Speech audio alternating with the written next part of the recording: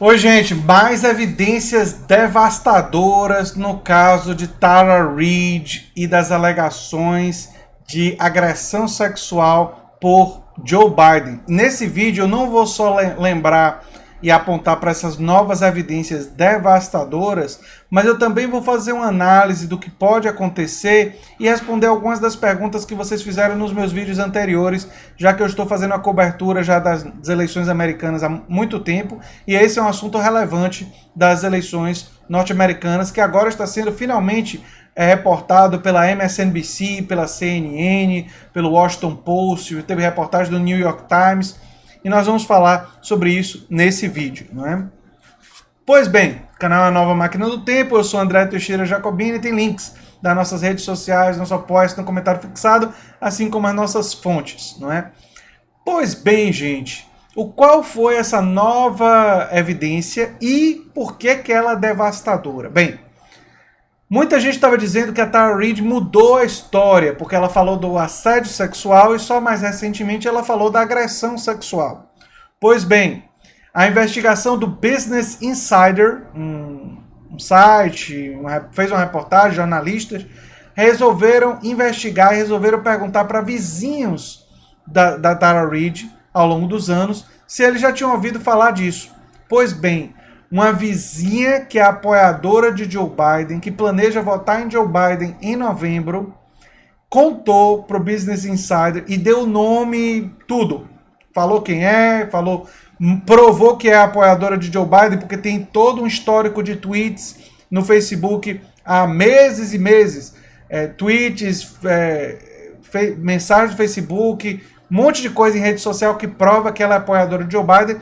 E contou que em 1995, ou seja, há muito tempo atrás, muito antes dela trazer isso publicamente, não é, para mídia e tudo mais, Tara Reade contou para ela, a Lacassie, que é o nome dela, dessa vizinha, que foi vítima de agressão sexual, ou seja, contou a história toda, estava chorando para ela e ela acreditou no que ela disse naquela época.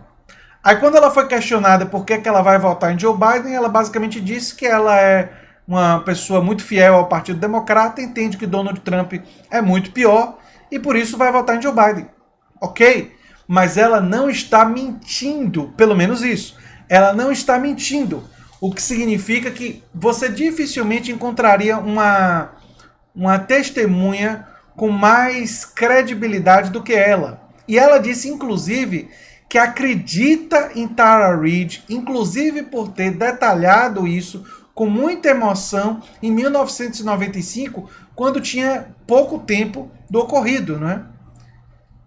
Bem, agora aquela acusação de Tara Reade que ela tinha mudado a história caiu por terra.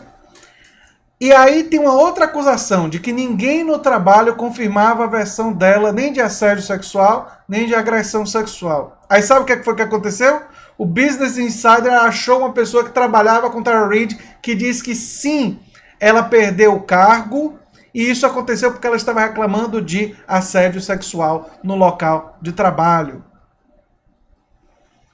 E, gente, a situação do Joe Biden vai ficando muito complicada. Aí algumas pessoas me perguntaram, mas André, ele não poderia ser removido para colocar o Bernie Sanders, porque tem muitos fãs de Bernie Sanders no meu canal, e eu, enfim, sou um grande admirador de Bernie, já fiz críticas a Bernie várias vezes, Bernie não é perfeito, ninguém é. E eu fiz críticas, inclusive táticas, porque eu entendo que ele cometeu erros graves, mas, do ponto de vista tático, embora eu não concorde nunca com a acusação de que ele traiu a classe trabalhadora, não aceito isso de jeito nenhum. Ele declarou apoio ao Joe Biden porque matematicamente não havia mais chance dele virar o candidato e ele incentivar as pessoas a votarem no meio de uma pandemia parecia para Bernie, que é um humanista de verdade, uma coisa desumana. Então ele tirou a candidatura porque ele não se sentiu confortável em pedir para que as pessoas votassem no meio de uma pandemia, que arriscassem a vida para votar em uma eleição que ele sabia que matematicamente ele já tinha perdido. Então o que Bernie fez foi uma atitude coerente com a história dele. Embora, diante das acusações de Tara Reade, eu teria dito para ele, e como eu acho que alguns dos staffers teriam dito para ele, olha, Bernie, fica aí e fala sobre isso, porque é um absurdo. O candidato democrata está recebendo uma acusação crível. Ninguém aqui está dizendo que as acusações são 100% verdadeiras. Nós não estávamos lá dentro, não tem uma filmagem. A gente não tem como ter 100% de certeza. Mas, o que é mais provável a gente acreditar? Que uma mulher foi assediada. Uma mulher, na época, ela era muito bonita. Uma mulher muito bonita foi assediada por um homem que tem um histórico de tocar mulheres de forma inapropriada e que tinha poder. E que ela foi removida desse emprego e a carreira dela em Washington acabou.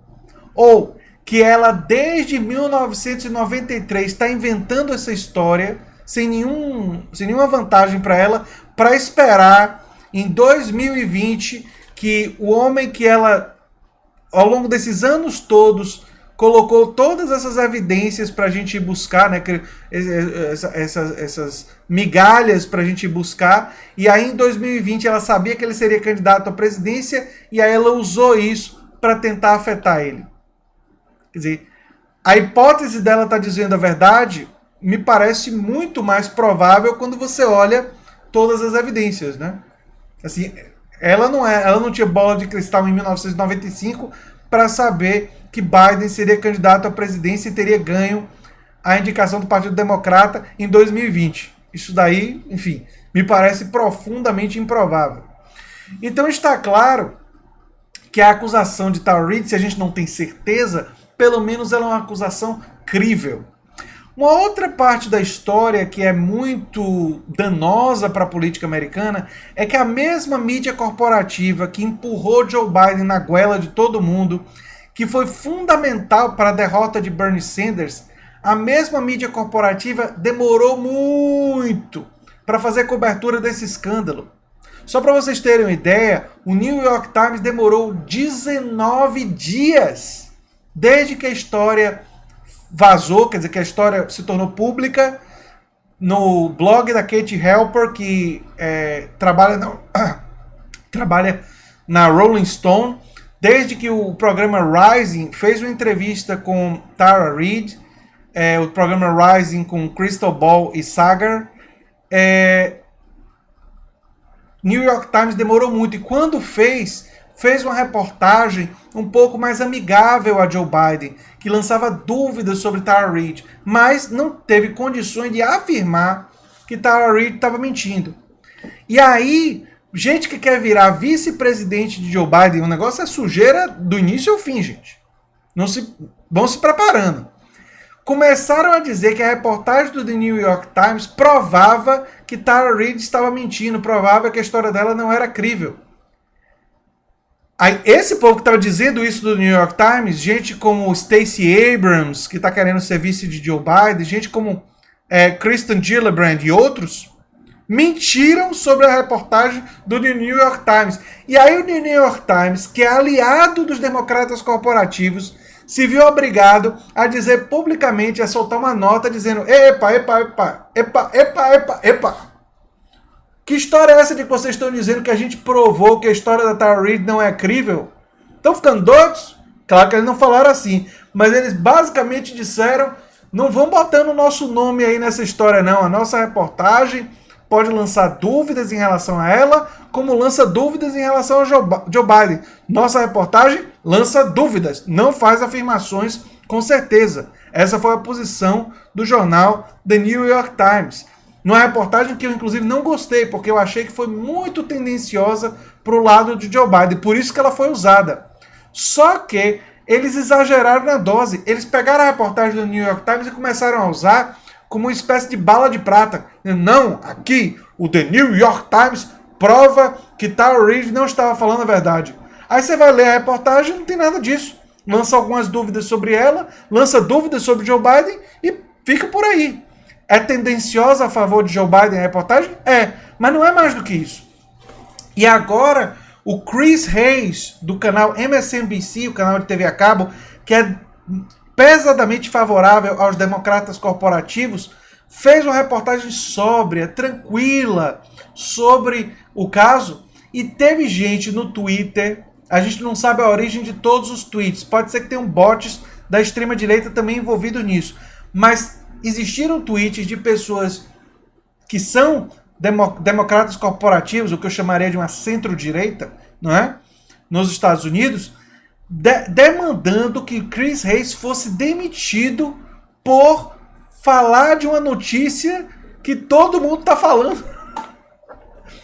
Quer dizer, os democratas corporativos, gente, e o que eles exigem dos meios de comunicação é obediência cega. Eles são isso. Eles são isso.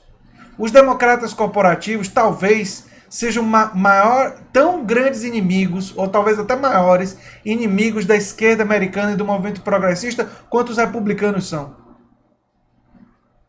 Porque eles, e tudo isso prova, eles estão mais interessados em garantir que Bernie Sanders não seja o candidato, derrotar de uma vez por todas o movimento progressista, agora e no futuro, do que ganhar de Donald Trump. Por isso que eles abraçaram Joe Biden, um cara com problemas cognitivos, com acusações de comportamento inapropriado em relação a mulheres, com um histórico parlamentar terrível, consegue ser pior do que o de Hillary Clinton.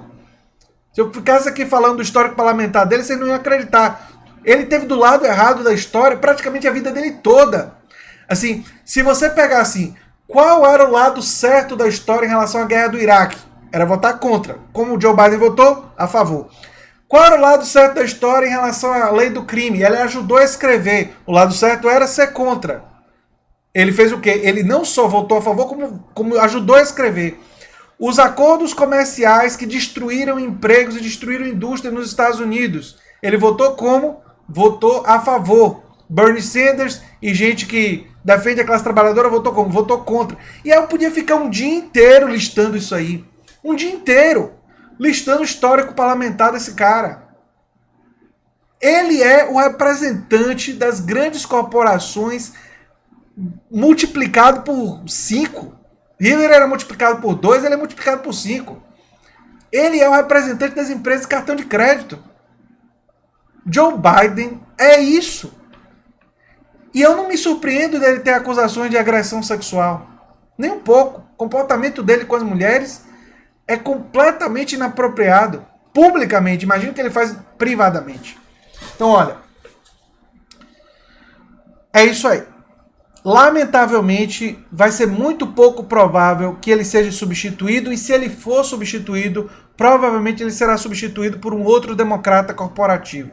Porque eles vão argumentar que eles ganharam a eleição e por isso eles têm que ficar. E não vão ter nova votação, como seria o certo. O certo seria ter uma nova votação e ele ser removido. O mais provável é que ele vá capengando até o final. E sabe o que é mais doido em relação a tudo isso?